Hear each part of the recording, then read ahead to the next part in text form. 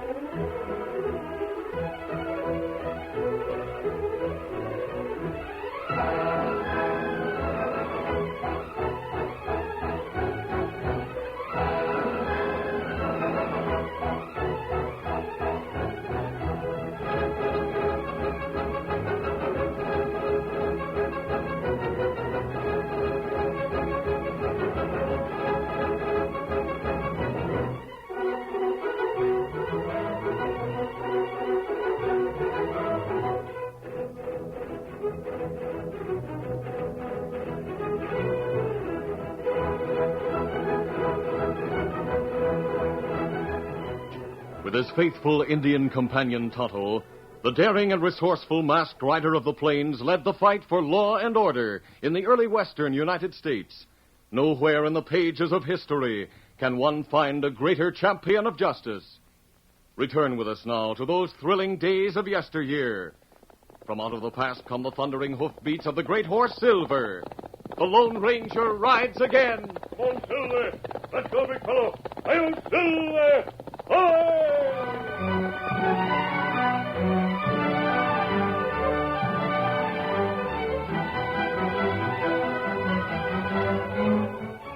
For 6 months or more, trouble seemed to hit in and about the town of Morton. A gang was operating in the vicinity, and they were led by someone who was smart enough to know when and where to hit, and also smart enough to cover all traces so that the law couldn't catch them. First, it was the payroll for the mining company a few miles away that was taken, in spite of the fact that no one was supposed to know when it was to leave the bank and who was to take it. In spite of the fact that I'm manager of the company, George, I decided to come along when you got the payroll, and to get it 2 days sooner. Well, nobody would suspect we're carrying it in the buckboard today. Express company always took it out before. I know. Since Mr. Mason at the bank warned us about that notice he received, saying a notorious outlaw gang was known to be in this territory, I agreed to his suggestion that we shouldn't take chances. But, hey, look, up ahead, a gang of outlaws are mad. Turn the horses, swing around quick. Head back toward town, try to outrun them. Get her on there. Get her on now. Get up there. Now, give them the whip. Hurry. Get going there. Get up. No use. We're done for. They're closing in.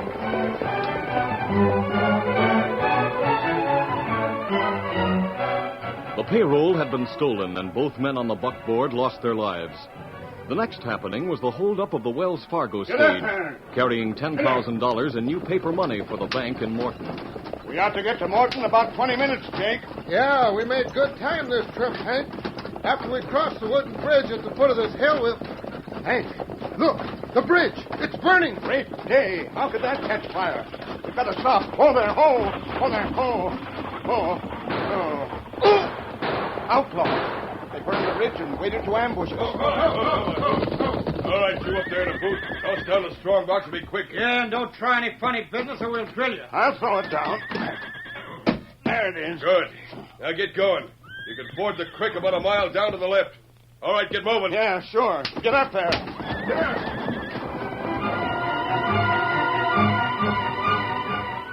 Then recently, Jed Harrow of the Bar Q Ranch had driven cattle to the stockyard outside of Morton one morning. After receiving the money from the Cattlebuyer's agent, Jed went to the bank to deposit the several thousand he had received. Well, good afternoon, Jed. I figured you'd be coming in when I saw you and your hands go through town driving those cattle to the stockyard. Yep. Got a good price for 'em, too, Mr. Mason. And $4,000 for the lot. Fine, Jed. Now you can step over to the teller and get it put in your account. All right. Don't move, anybody. What's the hold up? I'll plug the first one that does move. Masked outlaws. Better not try to fight them. Well, I reckon you was just about to put in that cattle money, mister. But I'll take it. Now, see here. Give me it. Hey, better come on. I think I see the sheriff coming. Let's get out of here. Yeah, no time to grab any bank money, but this'll do for now. Adios. Somebody call the sheriff. They robbed Jed. They got scared off before they got to the teller, though. Get the sheriff.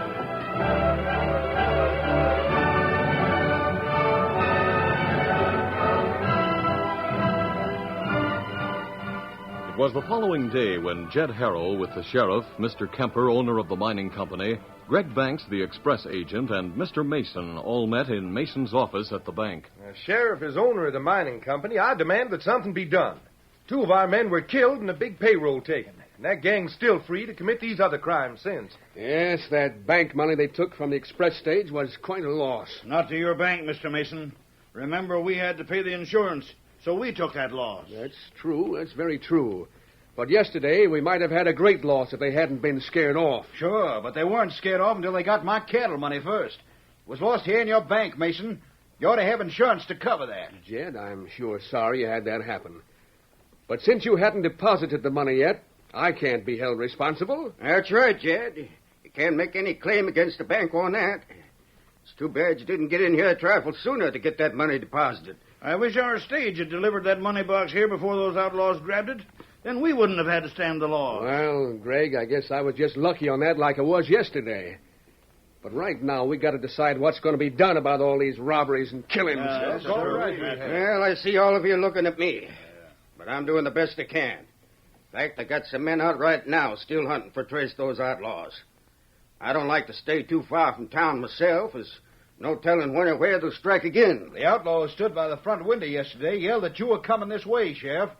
But after they left, you didn't show up at all. I wasn't even in town at the time. That crook must have got nervous and thought he saw me coming. Yeah, I guess that was it. Most fortunate for me and the bank, too. Sheriff, we've got to have more protection here in town. I can't stand a big loss at the bank if they should suddenly hit here and hold us up. I'll do all I can. Can't do any more than that. Now, gotta get back to my office. I'll appoint a few more deputies, and we'll really keep our eyes peeled. All right, Sheriff. Sooner or later, we'll get a line on that gang and the killer that leads them. And when we do, the law will hang them for what they've done.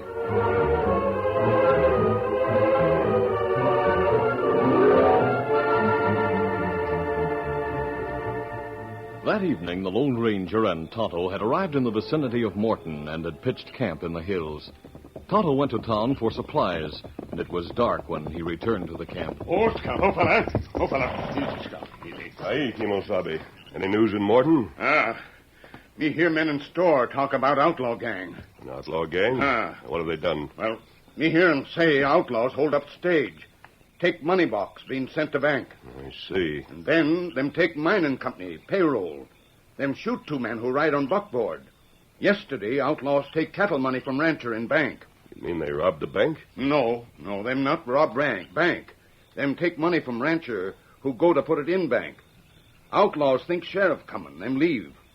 And get away with rancher's money, not take bank money. Mm-hmm. I'd like to know more about those robberies. Me hear plenty about 'em. Me tell you. Seems like no one know about payroll. Then...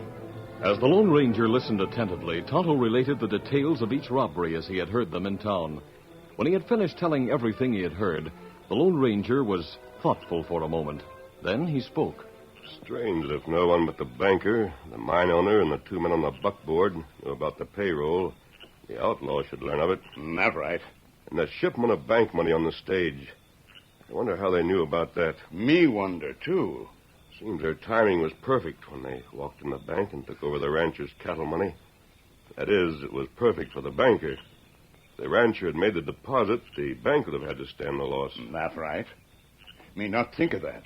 The gang must have a spy in town who tips them off about such things. It looked that way, Kimasabi. Someone could find the one who's doing the spying. Maybe him lead the way to gang, huh? Yes, that's what I was thinking. Maybe you have ID? Yes, I do have an idea, Tonto. It might work, then again it might not. Oh, what you think of doing? My plan is this, Tonto. First, I'll disguise myself as a cattle buyer. And I'll go to the next town and ride the stage into Morton. You can bring Silver back here. I'll talk to each of those men who are most concerned in the robberies.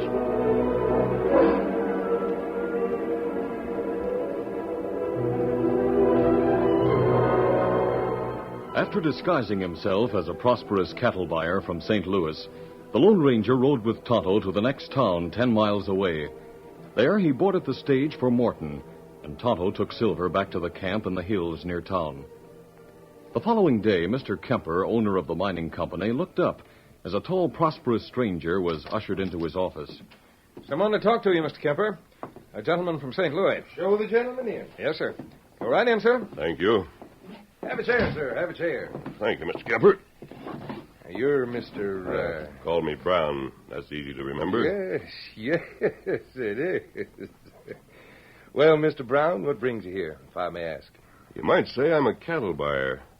But I heard about your mining company, and thinking that I might like to invest some of my cash, I came out to talk to you. I see.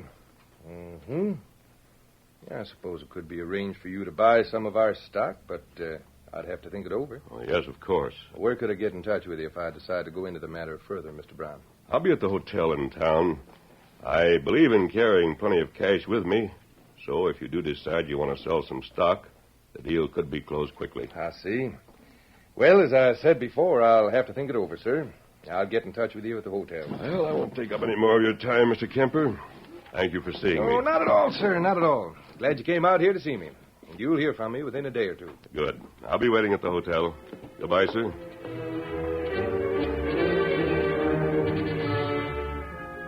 Later that day, the Lone Ranger, still disguised as a prosperous cattle buyer, entered the express office.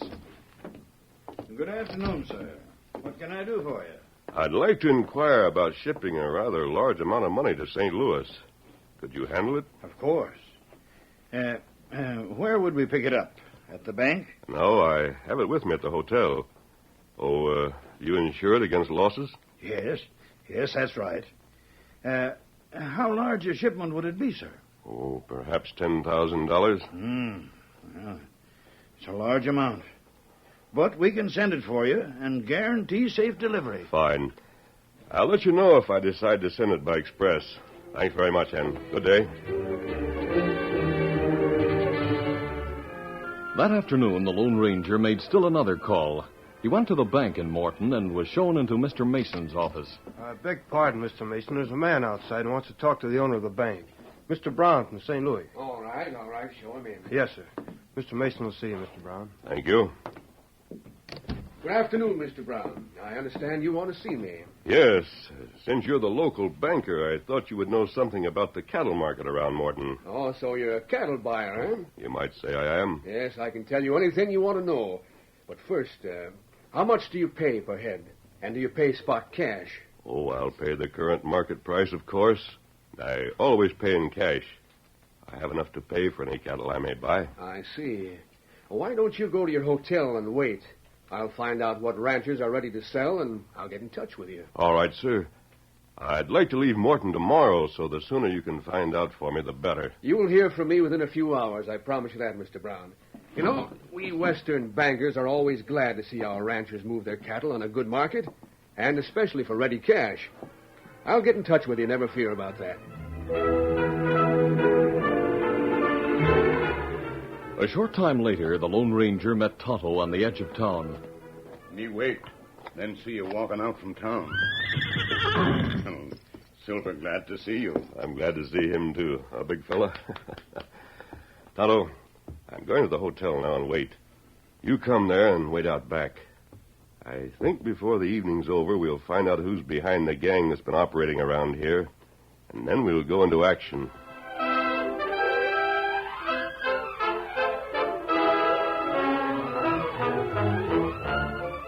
The curtain falls on the first act of our Lone Ranger story.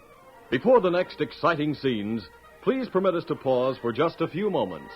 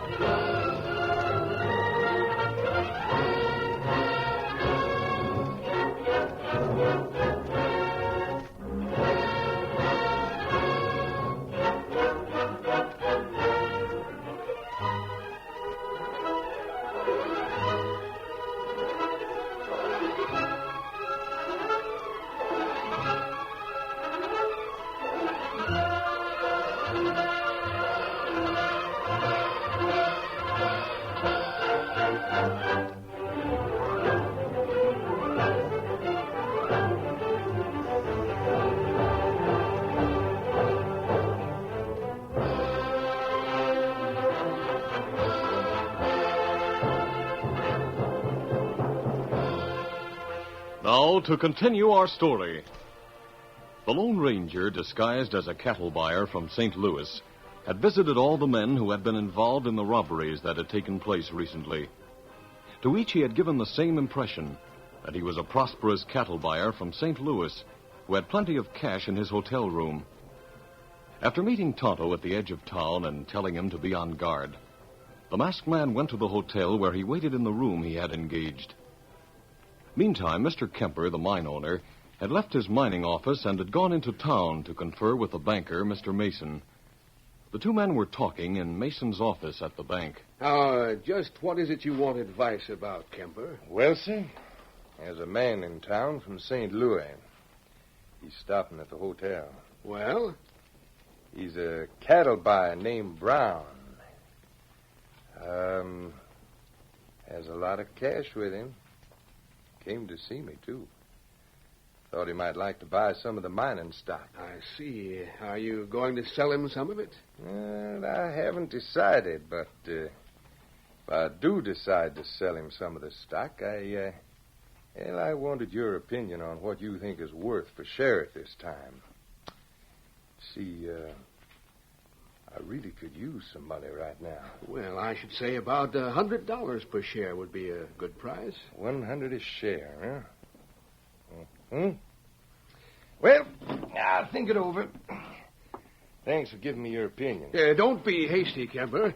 It'll be time enough in the morning to make your decision. Yes, I guess you're right at that. Well, I'll sleep on the idea. Good night, Mr. Mason. Good night.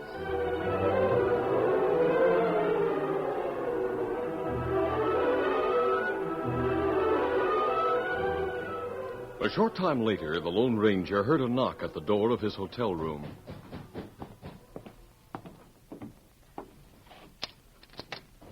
Mr. Brown, here a note. Oh, thanks very much. Dear Mr. Brown, can you come out to the mining office tonight to talk over the sale of some of our stock which you desire to buy? I'm sure we can come to some agreement so that the matter can be closed in the morning. Truly yours, J. Kemper. I seem to be getting into something there. I'll get Tonto and ride out anyway.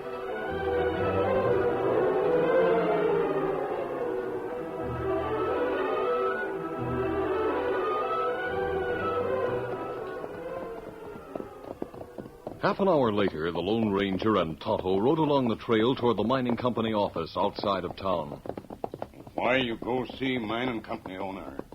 You not want to buy stock, Kimasabi? This may be a stall, Tonto.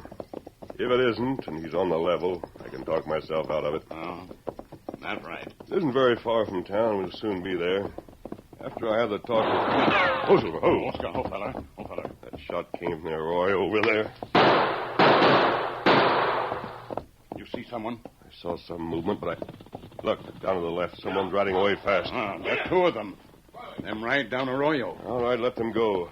We'll continue on to the mine office. Come on, Silver! Get up, Scout.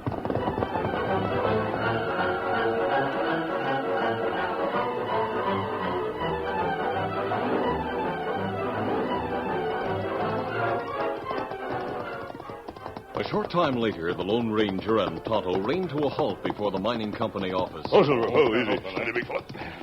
Wait here, Tonto. I won't be long. Me wait.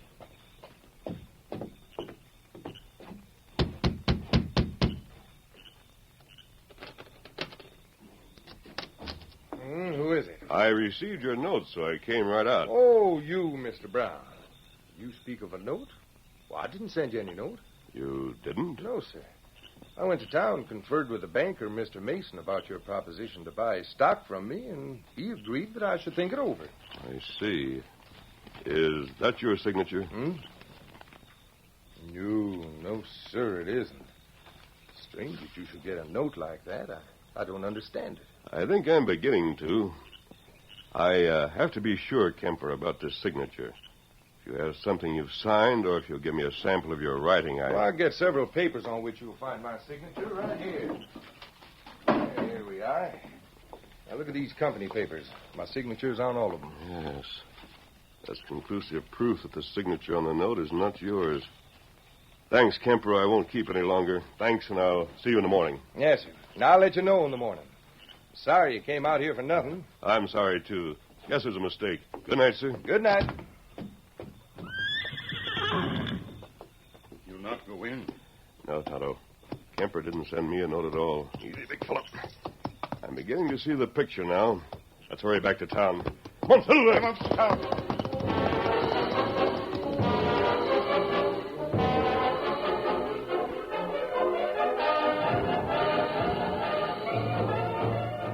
Racing back to town, the Lone Ranger and Tonto entered the rear door to the hotel and went to the room the masked man had been occupying.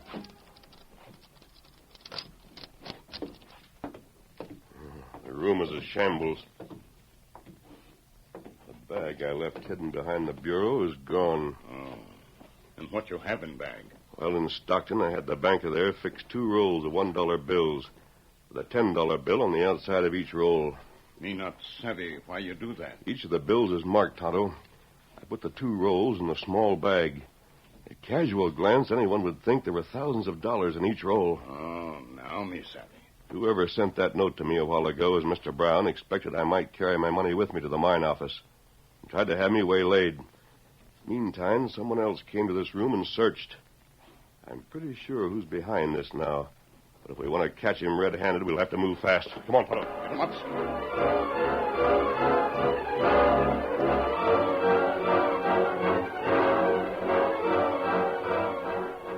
As the Lone Ranger, still disguised as a cattle buyer, left the back door of the hotel, he put on his black mask. Then he and Tonto went to their horses between the buildings. I want you to go to the sheriff's office first, Tonto. Then you can come back here and join me. There go 2 riders. Seem like 2 who ride from Arroyo. Yes, could be. I hope so. It'll help if they go where I think they're going. Now I'll tell you what to tell the sheriff. I'll wait here until you get back.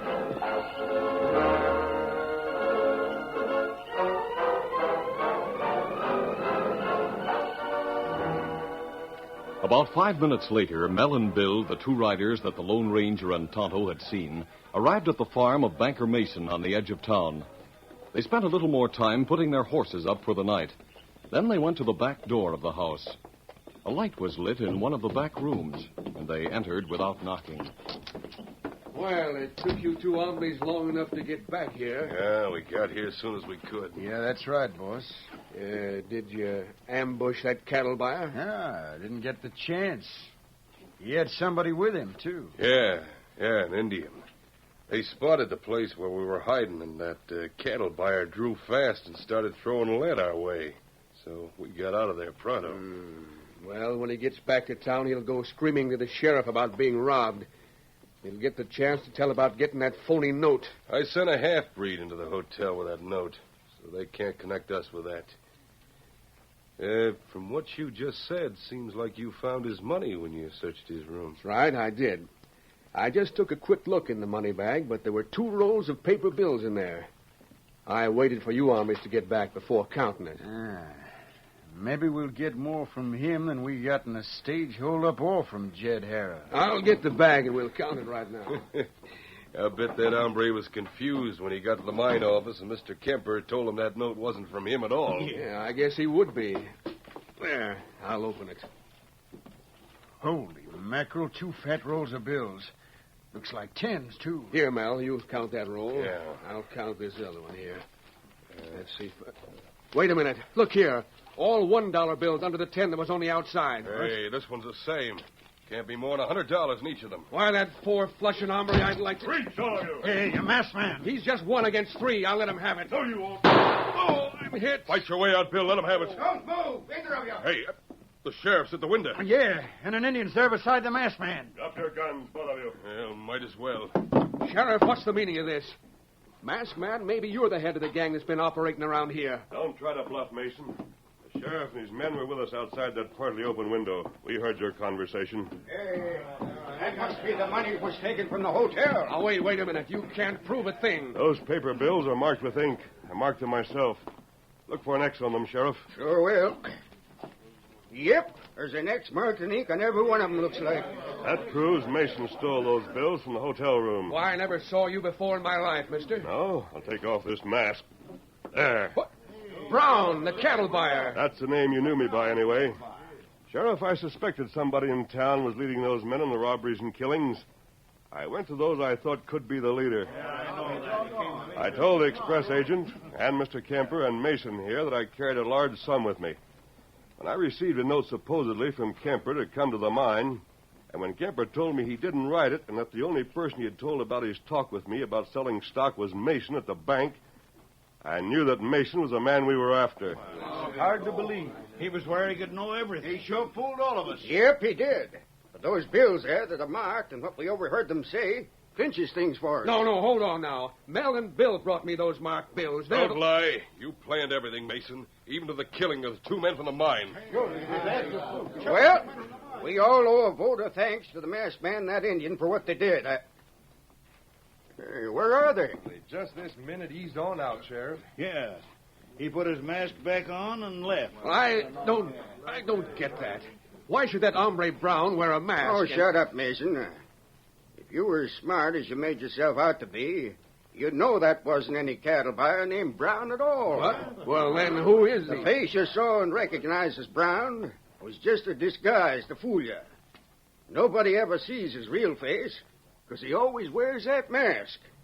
You see, he's really the Lone Ranger.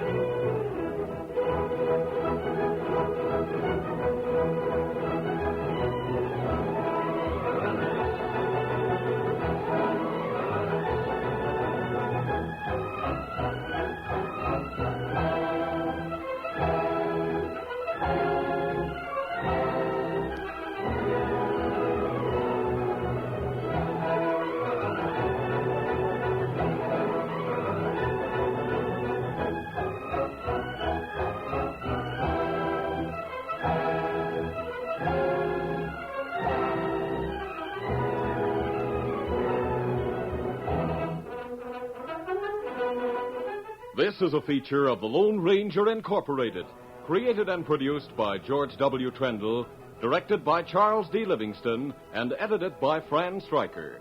The part of the Lone Ranger is played by Brace Beamer.